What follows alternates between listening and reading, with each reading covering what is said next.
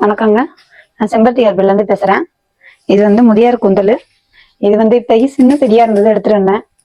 இதான் முதியார் குந்தல். இதுலேருந்து தான் நான் அந்த ஆயில் தயாரித்து கொடுத்துக்கிட்டு இருக்கேன். இது வந்து 200 ml, இது 100 ml.